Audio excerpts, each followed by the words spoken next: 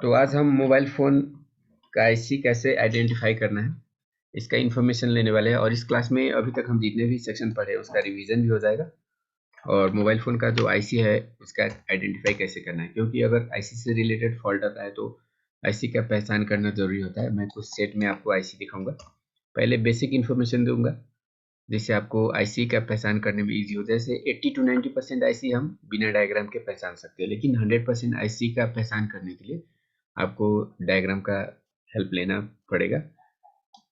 बिना जैसे आपको पहले प्री इन्फॉर्मेशन के 100% आईसी का इन्फॉर्मेशन आप नहीं ले सकते, 100% आईसी आप आइडेंटिफाई नहीं कर सकते, कोई भी नहीं कर सकता। लेकिन बहुत सारे आईसी आईसी होते हैं जिसको देखकर ही हम आइडेंटिफाई कर सकते हैं। तो कौन सा आईसी इजीली आइडेंटिफाई किया जा सकता है, कौन सा आईसी के लिए हम डायग्राम का हेल्प लेंगे, वो सारा इन्फॉर्मेशन देंगे आपको। और कौन सा आईसी में कौन सा सेक्शन कनेक्टेड होता है वो तो पहले भी आपको मालूम हो चुका है, क्योंकि ऑलमोस्ट सारा सेक्शन हम कंप्लीट कर चुके हैं, लेकिन इसमें उसका रिवीजन भी हो जाएगा। तो चलिए पहले मैं आपको जो आईसी है उसका, जैसे आईसी का काम क्या होता है वो मैं आपको थोड़ा बता देता हूँ। जो आप यहाँ पे जो ग्रीन कलर का देख रहे हो, इसको इसको क्या बोला जाता है, पीसीबी। पीसीबी का फुल नेम होता है प्रिंटेड सर्किट बोर्ड। मतलब इसमें क्या होता है, सर्किट प्रिंटेड होता है। सर्किट का मतलब होता है लाइन। जैसे मानिए स्पीकर का कहीं पे 2 पॉइंट, स्पीकर जोड़ने का 2 पॉइंट, चलिए मैं आपको दिखाई देता हूँ। मानिए ये 2 पॉइंट स्पीकर का है, ये पॉइंट और ये पॉइंट, ये 2 पॉइंट क्या है, स्पीकर का है। तो स्पीकर यहाँ पे आप मानिए एयर स्पीकर जोड़ देते हो, कनेक्ट कर देते हो। तो एयर स्पीकर कनेक्ट करने के बाद एयर स्पीकर का काम क्या है, साउंड को बाहर करना। तो ये साउंड कब बाहर करेगा, जब इसको साउंड मिलेगा। तो साउंड इसको देगा कौन, तो साउंड देने का काम आईसी का होता है। जो फोन में आईसी लगे होते हैं, इस तरह के आईसी, जो ब्लैक बिग साइज या छोटे भी हो सकते हैं। तो इस तरह का जो आईसी होता है वो क्या करता है, इस पार्ट को साउंड देने का काम करता है। तो साउंड जाएगा कैसे, तो ये दोनों के बीच में क्या होता है, इस तरह से लाइन कनेक्टेड होते हैं। जैसे इसका जो भी लाइन है, दोनों के बीच में क्या होता है, कनेक्शन किया गया होता है। तो दोनों के बीच में क्या होता है, पतला सा एक तार लगा होता है। और वो तार क्या होता है, बोर्ड में प्रिंटेड होता है। जैसे आप यहाँ पे देख रहे हो, प्रिंट आपको दिख भी रहा है यहाँ पे। और इस ये जो तार है बोर्ड के अंदर ही प्रिंटेड होता है, वो बोर्ड के बाहर नहीं होता है। इसीलिए हम इस बोर्ड को क्या बोलते हैं, प्रिंटेड सर्किट बोर्ड। तो तार सरफेस के ऊपर नहीं होता है, सरफेस के ऊपर भी होता है और इसके अंदर भी होता है। इस ये जो बोर्ड है इसमें आपको मिनिमम 4 लेयर मिलेगा। इसमें 4 से लेके 12 लेयर तक होता है बोर्ड में। तो बहुत सारे कुछ लाइन आपको बाहर दिखेगा, कुछ लाइन क्या है, अंदर भी होता है। तो जितने भी सर्किट होता है सारा का सारा क्या होता है, इसी बोर्ड में प्रिंटेड होता है। इसीलिए हम इस बोर्ड को क्या बोलते हैं, printed circuit board, PCB, short name हो गया पीसीबी। तो पीसीबी एक्चुअली काम क्या करता है, आईसी का जो कनेक्शन है वो पार्ट के साथ जोड़ने का काम कौन करता है, पीसीबी। या कंप्यूटर या लैपटॉप में हम इसे मदरबोर्ड भी कहते हैं। तो जो बोर्ड है मोबाइल का, वो क्या करता है, आईसी और पार्ट का कनेक्शन करने का काम करता है। तो जैसे मानिए यहाँ पे इसके साथ, चलिए किसी एक आईसी के साथ ही कनेक्टेड है, अभी फिलहाल के लिए मैं दिखा देता हूँ। तो इस तरह से ये जो लाइन बना है, जैसे दोनों ये जो दो लाइन बन रहा है, तो इसको हम क्या बोलेंगे, सर्किट। ये जो लाइन अभी मैंने बनाया है उसको हम क्या बोलेंगे, सर्किट। तो सर्किट क्या करेगा, आईसी और जो टिप रहता है, टिप का मतलब जहाँ पे पार्ट कनेक्ट होता है, पार्ट कनेक्ट होने वाला पॉइंट को हम क्या बोलते हैं, टिप। तो आईसी और टिप का कनेक्शन कौन करेगा, सर्किट करेगा। और इस सर्किट के बीच में ये जो छोटे छोटे कंपोनेंट्स आप देख रहे हो यहाँ पे, बहुत सारे कंपोनेंट। तो इस टिप का जो भी कंपोनेंट होगा, इससे रिलेटेड जो भी कंपोनेंट होगा, वो क्या होगा, इसी सर्किट के बीच में कनेक्टेड होगा। तो अगर हमारे फ़ोन में प्रॉब्लम आते हैं तो नंबर 1 में क्या होगा, पार्ट से रिलेटेड प्रॉब्लम आएगा। यहाँ पे जो पार्ट लगा होगा उस पार्ट को पहले हमें चेक करना है। पार्ट से पहले भी हम क्या चेक करेंगे, उसका सेटिंग को चेक करेंगे। जैसे वो पार्ट का सेटिंग ओके है या सेटिंग से कोई फॉल्ट है, तो पहले सेटिंग को चेक करेंगे, सेकेंडली पार्ट को चेक करेंगे। और पार्ट और सेटिंग ओके होने के बाद थर्ड में हम क्या करेंगे, टिप को क्लीन करेंगे। क्योंकि टिप और पार्ट का कनेक्शन में अगर कहीं पे यहाँ पे कार्बन या कोई डस्ट या कोई भी यहाँ पे वाटर का जो पार्टिकल है वो अगर यहाँ पे रह जाता है तो उसका कनेक्शन प्रॉपर नहीं हो पाएगा और उसके कारण फॉल्ट आ सकता है। तो थर्ड स्टेप होता है हमारा क्लीनिंग। टिप को क्लीन करेंगे और पार्ट का लेग जो होता है, जो टिप पे कनेक्ट होगा, उसको भी क्लीन करेंगे।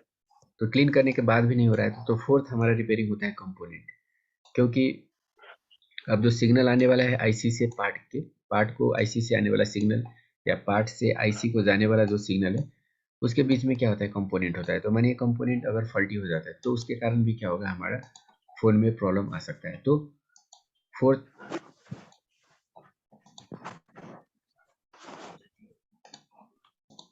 तो हमारा फोर्थ काम होता है कंपोनेंट को चेक करना। तो कंपोनेंट कैसे कनेक्टेड होता है, तो मैंने आपको पहले भी बहुत बार बता चुका हूँ।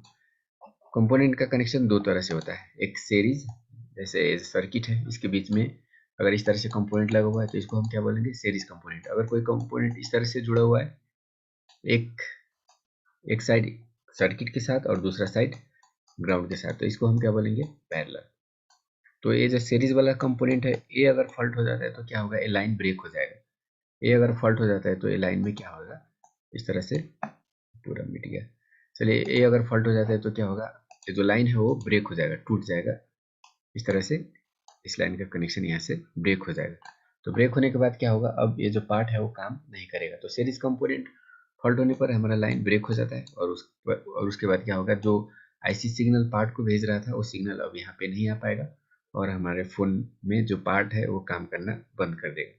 तो हमें कैसे मालूम होगा इसमें सीरीज कंपोनेंट फॉल्टी है, तो इसका सिंपल वे है, आप यहाँ पे जीआर वैल्यू चेक कर लीजिए। मल्टीमीटर का रेड वाले को ग्राउंड पे रख लीजिए और ब्लैक प्रोब से यहाँ पे चेक कीजिए। अगर मल्टीमीटर आपका नो वैल्यू शो कर रहा है, नो वैल्यू मतलब कोई भी वैल्यू, कोई भी रीडिंग नहीं दिखा रहा है मल्टीमीटर, तो इसका मतलब क्या होता है, आपके जो सर्किट है उसमें लगा हुआ सीरीज कंपोनेंट ओपन हो चुका है, वो फॉल्टी हो चुका है।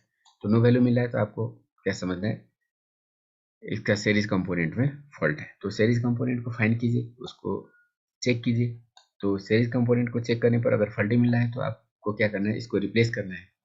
अगर रिप्लेस करना पॉसिबल नहीं है तो फिर आप इसको क्या कर सकते हो, इस तरह से जंपर कर सकते हो और आपका सोल्यूशन हो जाएगा। लेकिन मानिए ये जो सीरीज कंपोनेंट यहाँ पे लगा हुआ था वो ओके है, इसमें फॉल्ट नहीं है, तो फिर जो फॉल्ट है वो आईसी से होगा, क्योंकि आईसी के नीचे क्या होता है, बॉल होता है और ये जो लाइन है और जो बॉल है दोनों टच होने चाहिए, एक दूसरे से कनेक्ट होने चाहिए। तो मानिए किसी कारण से फ़ोन गिरने से या ज़्यादा हीट होने से ये जो लाइन और जो बॉल है उसका कनेक्शन छूट जाता है, वो डिस्कनेक्ट हो जाता है। तो क्या होगा, फिर भी आपका यहाँ पे नो वैल्यू नो रीडिंग आएगा। तो पहला फॉल्ट सीरीज से और दूसरा फॉल्ट क्या होता है, आईसी से। अब आईसी से मानिए फॉल्ट है, सीरीज कंपोनेंट ओके है तो आईसी से फॉल्ट है, तो आईसी को क्या करना होगा, अगर इस तरह से डिस्कनेक्ट हो गया है तो आईसी को थोड़ा सा हीट देने पर फिर से कनेक्ट हो जाता है और काम करने लगता है। सम केसेस ऐसा हो सकता है, लेकिन हर बार ऐसा हो जरूरी नहीं है।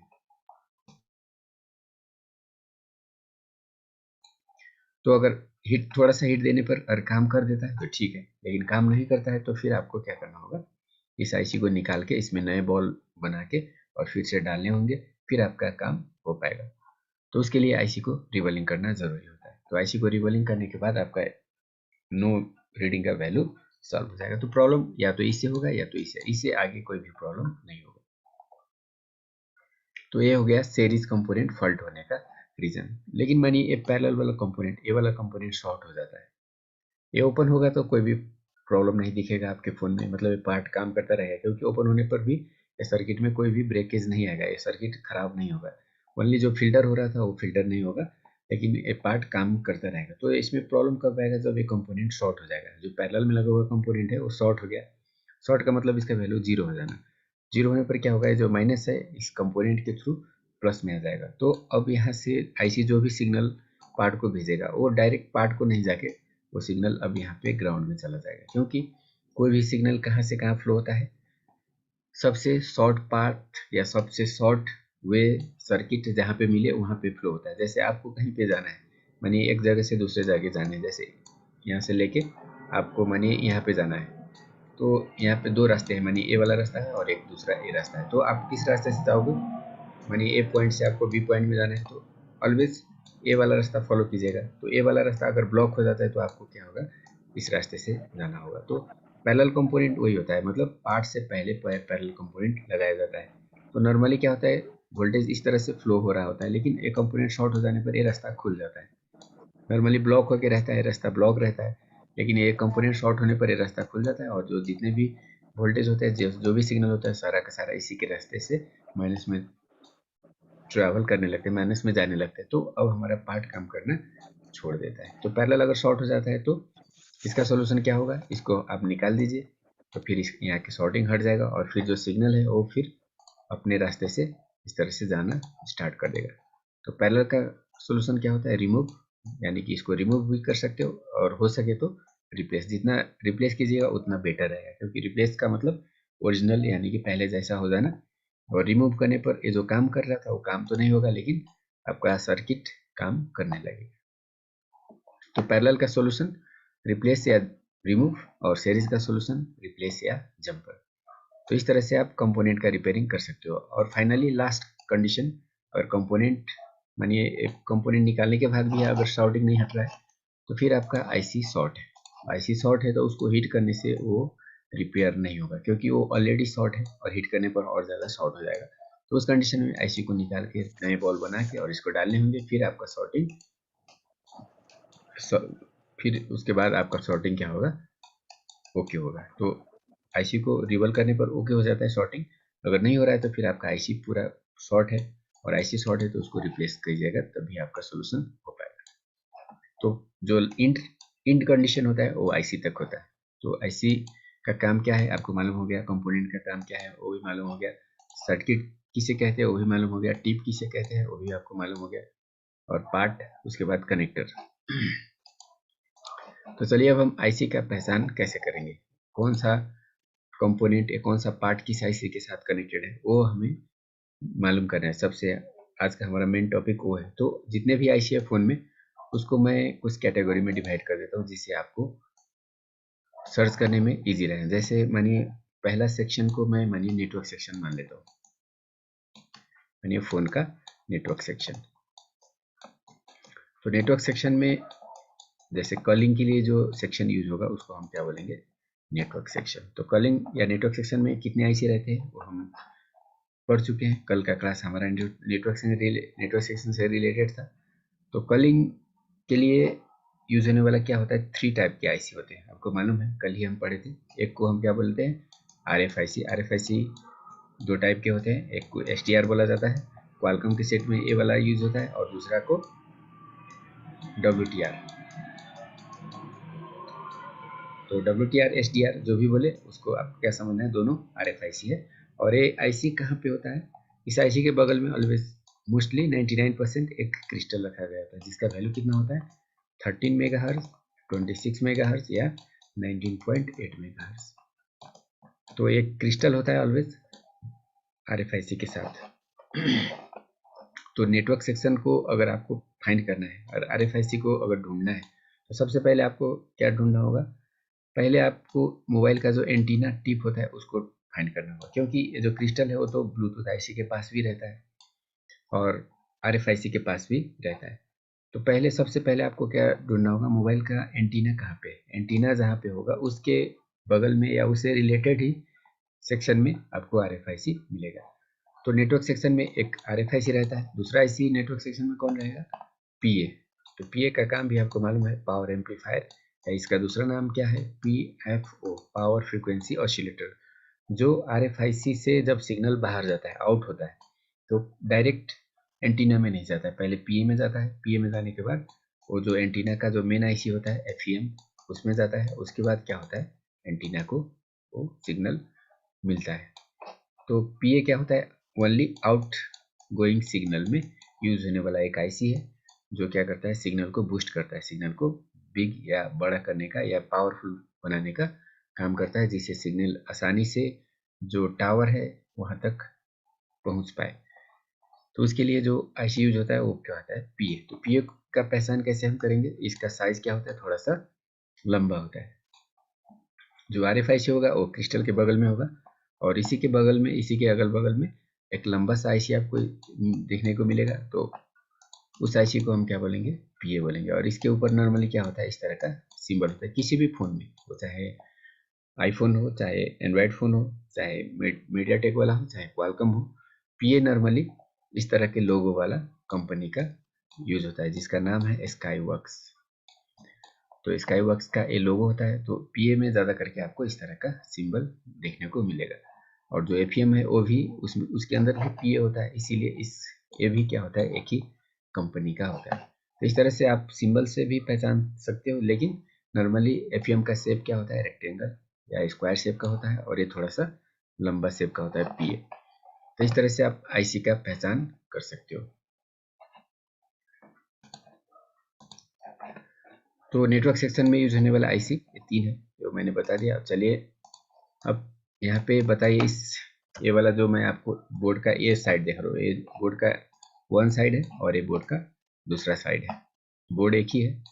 तो चलिए यहाँ पे पीए, एफईएम या आरएफआईसी इस ए वाला साइड में है या नहीं है,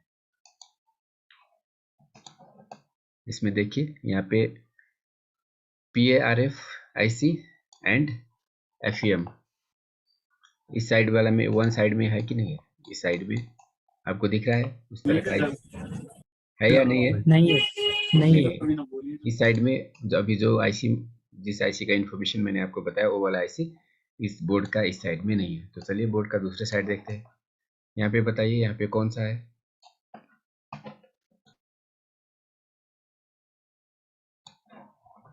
सबसे पहले आपको क्या करना है, एंटीना। सर इधर लास्ट वाला। सबसे पहले आपको एंटीना ढूंढना है। जैसे आप देख सकते हो, एंटीना का सॉकेट एक यहाँ पे है और एंटीना का दूसरा सॉकेट यहाँ पे। दो एंटीना है, जैसे यहाँ पे भी आप देख रहे हो एंटीना है और यहाँ पे भी एंटीना है, एंटीना का सॉकेट। तो जो मोबाइल का एंटीना या कॉलिंग का एंटीना है वो ये वाला है, क्योंकि नीचे रहता है, ज़्यादा करके फ़ोन में नीचे रहता है मोबाइल का एंटीना, कॉल का एंटीना, और उससे तार यहाँ पे कनेक्ट होता है। तो ये वाला जो आईसी आप देख रहे हो वो क्या है, हमारा नेटवर्क सेक्शन से रिलेटेड आईसी। ये पूरा एक आप देख सकते हो एक ब्लॉक ही रहता है, इसके ऊपर एक शील्ड रहेगा यहाँ पे। चलिए इस तरह से शील्ड देखिए, शील्ड का एरिया यहाँ पे इस तरह से इसके ऊपर शील्ड रहता है। शील्ड निकालने के बाद आपको ये सारा आईसी दिखेगा, मतलब ये जो एरिया आप देख रहे हो यहाँ पे शील्ड, चलिए शील्ड इस तरह से था। तो ये जो एरिया आप देख रहे हो, ये पूरा का पूरा एरिया, ये वाला ये क्या है, मोबाइल का कॉल सेक्शन से रिलेटेड आईसी रहने वाला एरिया है। तो यहाँ पे बताइए आरएफआईसी कौन सा है या डब्ल्यूटीआर आईसी कौन सा है। तो इसके लिए हमें क्या करना होगा, क्रिस्टल का आइडेंटिफाई करना होगा। ये जो पार्ट आप देख रहे हो ये है क्रिस्टल। क्रिस्टल क्या होता है, मेटल का होता है, उसको आप देखते ही पहचान सकते हो, ये मेटल का पार्ट होता है। तो एक क्रिस्टल पावर आईसी के पास रहता है, आप देख रहे हो यहाँ पे भी एक क्रिस्टल है पावर आईसी के पास। एक क्रिस्टल आपको वाईफाई ब्लूटूथ एंटीना के पास भी मिल सकता है, वो जरूरी नहीं हो सभी फोन में हो, लेकिन मैक्सिमम फोन में आपको वाईफाई ब्लूटूथ एंटीना के पास भी क्रिस्टल मिल सकता है, लेकिन नेटवर्क सेक्शन में मोस्टली 99% बोर्ड में होता ही है। तो एक क्रिस्टल ये हो गया। क्रिस्टल के बगल में जो आईसी आप देख रहे हो, इसको आरएफआईसी भी बोल सकते हो या डब्ल्यूटीआर आईसी भी बोल सकते हो या एसटीआर आईसी भी बोल सकते हो, क्योंकि आरएफआईसी, डब्ल्यूटीआर एंड एसटीआर दो टाइप के होते हैं। तो ये हो गया फोन का आरएफआईसी, नेटवर्क से रिलेटेड काम करने वाला मेन आईसी। उसके बाद नेटवर्क सेक्शन में एक क्या है, थोड़ा सा लंबा आईसी है और इसमें क्या है, इस तरह का लोगो भी है। तो ये वाला लंबा सा जो आईसी होता है वो क्या होता है, पीए होता है। तो नेटवर्क सेक्शन का क्या है, पीए है। और जो स्टार्टिंग में जो आईसी रहेगा वो क्या रहेगा, एफईएम आईसी रहेगा। तो ये सेक्शन हम कल पढ़े थे, कल भी देखे थे, और आज आईसी का टॉपिक है, इसीलिए मैं आपको फिर से बता दे रहा हूँ। मतलब ये क्या हो गया, हमारा फ़ोन का नेटवर्क सेक्शन हो गया, नेटवर्क सेक्शन से रिलेटेड आईसी हो गया। उसके बाद यहाँ छोटे छोटे है, तो छोटे छोटे कंपोनेंट को इजीली आइडेंटिफाई करना पॉसिबल नहीं होता है, इसके लिए आप डायग्राम देखिएगा, फिर आपको मालूम हो जाएगा कौन सा कंपोनेंट है, कौन सा आईसी है। तो नॉर्मली फिल्टर और अदर कंपोनेंट का पहचान करने का मेथड मैंने आपको कल बताया था। फिल्टर में क्या रहता है, उसमें वोल्टेज नहीं रहता है, फिल्टर बिना वोल्टेज का रहेगा। और जो इसमें क्या रहता है, डुप्लेक्सर और ट्राइप्लेक्सर रहते हैं। तो उसमें क्या होता है, 3 लेग रहते हैं, 6 लेग रहेगा इसमें, 6 लेग 8 लेग। और उसके बाद इसमें क्या होता है, वाईफाई जीपीएस के लिए एक एलएनए बोल के एक एम्पलीफायर रहता है। तो वो वोल्टेज टेस्टिंग करने के बाद, जैसे इस कंपोनेंट के बाद कंपोनेंट में वोल्टेज टेस्टिंग कीजिए। अगर मैनुअली आपके पास सर्किट नहीं है तो जितने भी कंपोनेंट है उसमें वोल्टेज टेस्टिंग कीजिए। अगर कंपोनेंट के पास वोल्टेज आ रहा है तो इसका मतलब क्या है, वो एलएनए है। अगर वोल्टेज नहीं आ रहा है तो वो क्या है, फिल्टर है। डुप्लेक्सर या ट्राइप्लेक्सर में भी वोल्टेज नहीं आता है, उसका लेग देख के आप पहचान सकते हो। फिल्टर में क्या होगा, ओनली, जैसे लेग मानिए 4 लेग है फीडर में, किसी लेग फीडर में 4 लेग है तो उसका 2 लेग ग्राउंड रहेगा और 2 लेग में एक इनपुट रहेगा और एक आउटपुट रहेगा।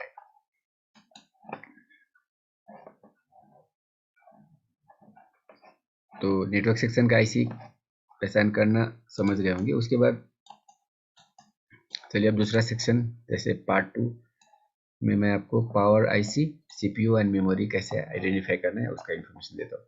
तो पावर आईसी का काम क्या होता है, जो पावर आईसी होता है वो, इसका मेन काम क्या होता है, वोल्टेज को लेना। जैसे बैटरी कनेक्टर से जो वोल्टेज आता है वी बैट, तो पहले के फ़ोन में डायरेक्ट वी बैट से पावर आईसी को वोल्टेज मिलता था, लेकिन अभी के फ़ोन में क्या होता है, वी बैट से दूसरा आईसी को जाता है और वो जो आईसी वोल्टेज बनाता है उसको हम वीपीएच बोलते हैं। तो वी बैट और वीपीएच का वैल्यू सेम होता है, बैटरी में जितना वोल्टेज रहेगा वीपीएच में भी उतना ही वोल्टेज आएगा। तो पावर आईसी में 2 वोल्टेज आ सकता है, या वी बैट आ सकता है या वीपीएच आ सकता है। तो यहाँ जो वोल्टेज आएगा उसको पावर आईसी क्या करता है, डिफरेंट टाइप के वोल्टेज में कन्वर्ट करता है, क्योंकि सभी आईसी को वोल्टेज देने का काम ये पावर आईसी करता है। सभी मतलब मोस्टली, और ऑल आईसी नहीं। जैसे सीपीयू हो गया, मेमोरी हो गया, उसके बाद नेटवर्क सेक्शन की आईसी हो गया, जैसे एफएम हो गया और आरएफआईसी हो गया। उसके बाद अदर जितने भी आईसी होते हैं जिसको डायरेक्ट 3.7 का रिक्वायरमेंट नहीं है, तो उस सारे आईसी को आप वोल्टेज देने का काम कौन करता है, पावर आईसी करता है। जैसे आप देख सकते हो यहाँ पे बहुत सारे वोल्टेज पावर आईसी के पास आपको यहाँ पे दिख रहा है। पावर आईसी यही है, और इसके पास आप देख सकते हो कैमरा के लिए वोल्टेज और भी 1.8 वोल्ट। 1.8 वोल्ट तो बहुत सारे सेक्शन में जाते हैं, आपको मालूम है। जैसे आप देख रहे हो 1.8 यहाँ पे भी है, 1.8 यहाँ पे भी है, क्योंकि हर एक सेक्शन के लिए, हर एक आईसी के लिए 1.8 वोल्ट का रिक्वायरमेंट होता है। क्योंकि 1.8 वोल्ट से क्या होता है, सीपीयू डिफरेंट आईसी से डेटा कम्युनिकेशन करने का काम करता है। तो जिस भी आईसी का 1.8 वोल्ट नहीं बनेगा वो क्या होगा, उसका कनेक्शन सीपीयू के साथ बंद हो जाएगा और वो आईसी काम करना छोड़ देगा। उसके बाद और भी वोल्टेज आप देख रहे हो 2.05, 2.95, 2.85, 3.3, 3.0, उसके बाद 2.7 या 2.8, 1.8, 1.8, 2.8, 1.2। तो इस तरह से बहुत सारे वोल्टेज आप देख रहे हो। तो मोबाइल के जितने भी आईसी होते हैं सभी के लिए अलग अलग टाइप का वोल्टेज का रिक्वायरमेंट होता है। तो वो वोल्टेज बनाने का काम किसका होता है, पावर आईसी का होता है। तो किस सेक्शन के लिए कितना वोल्टेज रिक्वायरमेंट है वो कुछ अंदाज आप यहीं से भी कर सकते हो, या सेक्शन देखने के बाद भी कर सकते हो। जैसे मानिए यहाँ पे कैम लिखा हुआ है, तो ये क्या है, कैमरा के लिए जाने वाला एवीडीडी वोल्टेज है। कैमरा में क्या होता है, एवीडीडी वोल्टेज का रिक्वायर होता है। उसके बाद ऑटो फोकस वोल्टेज भी रिक्वायर्ड होता है। तो नाम से भी आप मालूम कर सकते हो एवीडीडी। और 1.8 तो आपको मालूम हो गया, डिफरेंट सेक्शन जो सभी डिफरेंट आईसी में जाने वाला है। तो L4 से किस आईसी में जा रहा है ऐसे आपको नहीं मालूम होगा। सेक्शन पढ़ने के बाद किस सेक्शन में L4 लिखा हुआ है उस सेक्शन में यहाँ से वोल्टेज आएगा, जिस सेक्शन में L16 लिखा हुआ है उस सेक्शन में यहाँ से वोल्टेज आएगा, जिस सेक्शन में, जैसे ये तो 1.2 वोल्टेज हो गया, तो 1.2 वोल्ट किस सेक्शन का रिक्वायरमेंट है उसको यहाँ से वोल्टेज आएगा। उसके बाद यहाँ पे आप देख सकते हो DVDD 1.2 वोल्ट यहाँ पे भी है, तो डिजिटल वोल्टेज। तो जिस सेक्शन को जितना वोल्ट रिक्वायर्ड होगा, आप यहाँ पे जैसे इसमें बॉडी में क्या दिया हुआ है, वोल्टेज, सारा वोल्टेज आपको दे दिया है। तो सेक्शन देखिए और आपके सेक्शन में कौन सा वोल्टेज रिक्वायर्ड है, तो उसमें क्या होता है VREG या L लिखा होता है। जैसे आप यहाँ देख सकते हो L18 या यहाँ पे L9, सभी का L11, L17। तो VRG तो कॉमन है, मतलब आप इससे फाइंड कर सकते हो आपका जो वोल्टेज का लाइन है उसमें क्या लिखा हुआ है, L कितना लिखा हुआ है। तो जितना मैंने L17 लिखा हुआ है तो इसका मतलब आपका जो वोल्टेज है वो यहाँ से जाएगा। तो ये कंपोनेंट अगर शॉर्ट हो जाता है तो आपका सेक्शन काम करना बंद कर देगा। तो इस तरह से बोनियो में क्या होता है, एक पावर आईसी का टोटल वोल्टेज आउट यहाँ पे दिया गया होता है, जिसको देखने के बाद आप, मतलब आपका जो वोल्टेज है आपके सेक्शन के लिए जो वोल्टेज है वो कहाँ से बन रहा है आप यहाँ से मालूम कर सकते हो। तो पावर आईसी का काम मैं समझा रहा था आपको। ये क्या करता है, वोल्टेज 3.7 वोल्ट इन करता है, उसके बाद जितने भी वोल्टेज आप यहाँ पे देख रहे हो सारा का सारा वोल्टेज को आउट करेगा और डिफरेंट सेक्शन को सेंड करने का काम करेगा। तो इसमें से मानिए कोई सेक्शन का वोल्टेज नहीं बन रहा है, चाहे वो कंपोनेंट खराब होने के कारण हो, चाहे पावर आईसी खराब होने के कारण दो ही हो सकते हैं। या तो एक कंपोनेंट शॉर्ट हो सकता है, या दूसरा क्या हो सकता है, पावर आईसी में फॉल्ट हो सकता है। तो कंपोनेंट शॉर्ट होगा फिर भी ये सेक्शन काम करना बंद कर देगा, और पावर आईसी में अगर कोई प्रॉब्लम हो गया तो भी वोल्टेज जनरेट नहीं होगा और फिर वो सेक्शन काम करना बंद कर देगा। तो आपको उस काम के लिए आपको क्या ज़रूरत होगा, इस तरह का एक डायग्राम ज़रूरत होगा। उसके बाद ही आप उसका जो इन्फॉर्मेशन है, वो वोल्टेज कहाँ से बन रहा है वो आप मालूम कर सकते हो। ऐसे ही आपको मतलब इस पॉइंट में इतना वोल्टेज बनेगा और इस कंपोनेंट में इतना वोल्टेज बनेगा, ऐसे ही बिना डायग्राम के बोलना पॉसिबल नहीं होता है।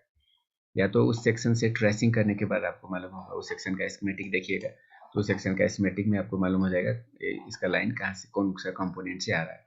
या तो इस तरह का डायग्राम अगर आपके पास है तो इजीली आप फाइंड कर सकते हो। आपके सेक्शन देखिए और सेक्शन के बाद वो वोल्टेज किस कॉइल के थ्रू जा रहा है उसका। जैसे 1.8 वोल्ट तो बहुत सारे सेक्शन है, तो 1.8 वोल्ट आपका L4 से जा रहा है, L5 से जा रहा है, या किसी और कॉइल से जा रहा है, तो उसको देखिए और वहाँ से आप उस कंपोनेंट को टेस्ट करना है। जैसे मानिए L16 से आपका 1.8 जा रहा है, तो आपको L16 कहाँ पे चेक करना है, यहाँ पे चेक करना है। तो इस कंपोनेंट को चेक कीजिए, ये कंपोनेंट सही है या नहीं है। ये कंपोनेंट अगर सही है तो फिर आपका 100% प्रॉब्लम कहाँ से, पावर आईसी से। तो इस तरह से मतलब आपका कंपोनेंट फॉल्ट है या आईसी फॉल्ट है आप पहचान सकते हो। उसके लिए आपको इस तरह का डायग्राम या स्कीमेटिक होना आपके पास जरूरी होगा।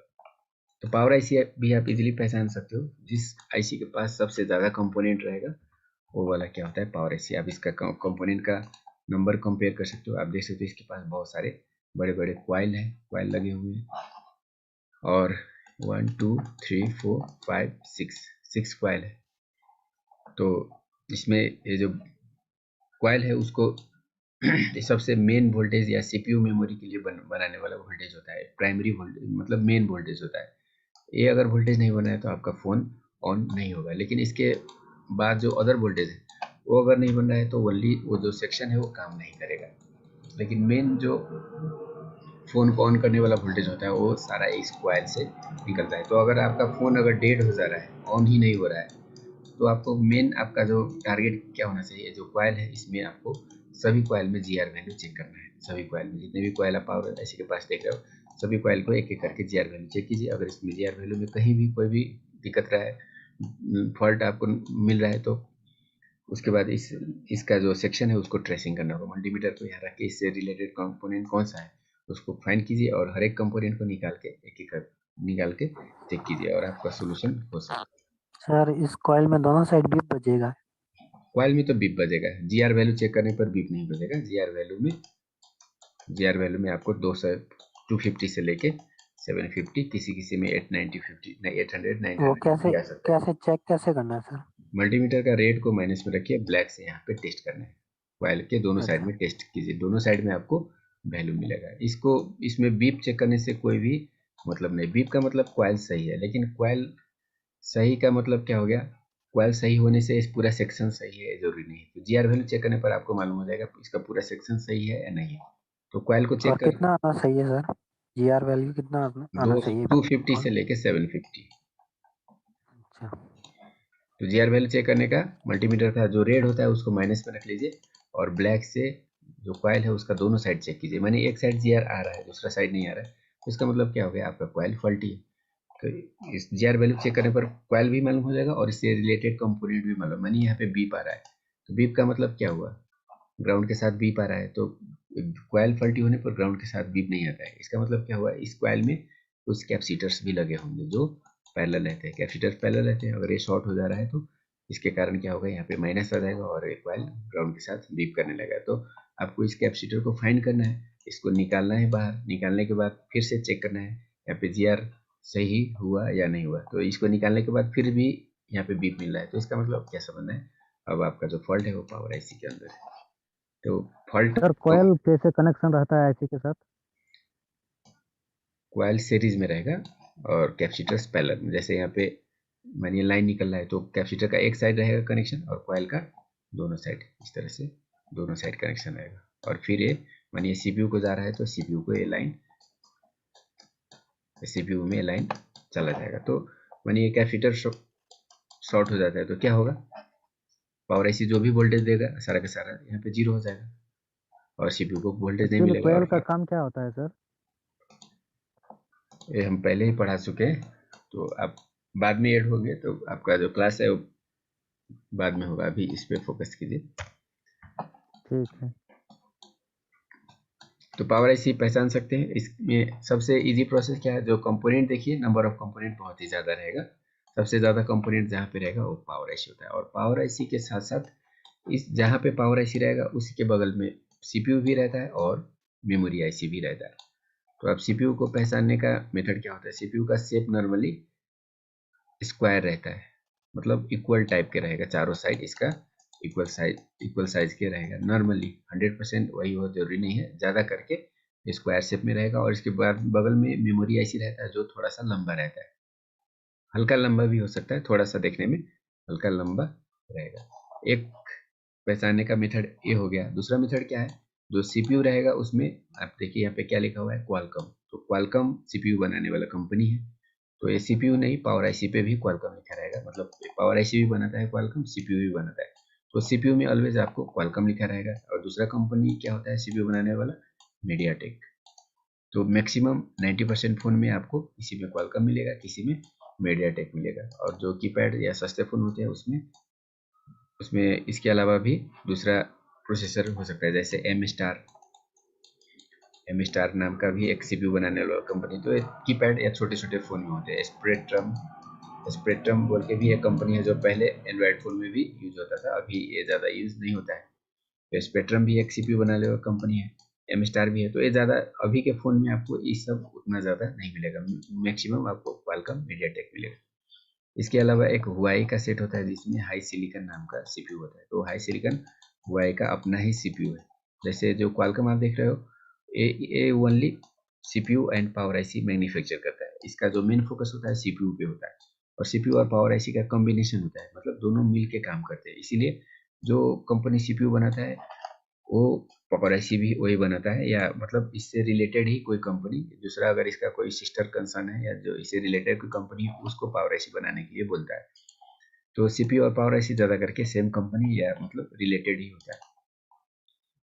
तो किसी भी फ़ोन में, जैसे ओप्पो का हो, वीवो का हो, शाओमी का हो, आईफोन का हो, या कोई भी फ़ोन हो, उसमें प्रोसेसर ज़्यादा मैक्सिमम थोड़ा हाई बजट के फ़ोन में इस कंपनी का प्रोसेसर लगता है, और थोड़ा मीडियम बजट का फ़ोन में मीडियाटेक कंपनी का प्रोसेसर लगता है। लेकिन जो उस कंपनी खुद से ही प्रोसेसर बनाता है तो वो अपना भी प्रोसेसर यूज करता है। इसके साथ ये प्रोसेसर भी लगाएगा, उसके साथ साथ वो अपना प्रोसेसर भी यूज करेगा। जैसे सैमसंग का भी एक प्रोसेसर है एक्सीनोस।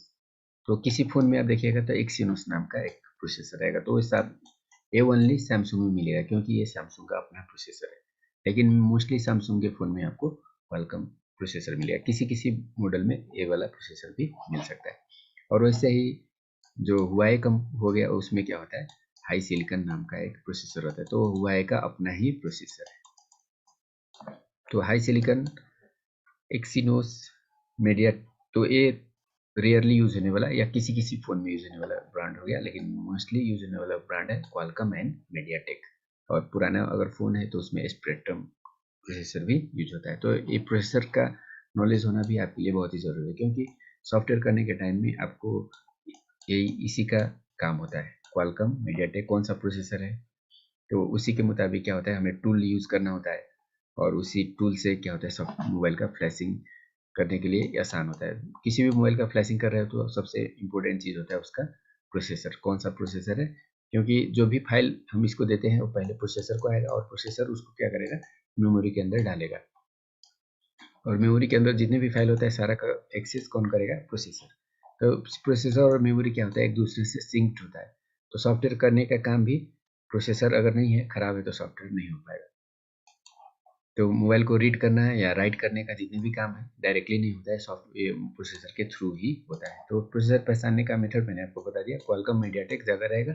इसके बाद spectrum, HiSilicon, Exynos, MStar, RDA, Coolsand, और इंटेल का भी होता है।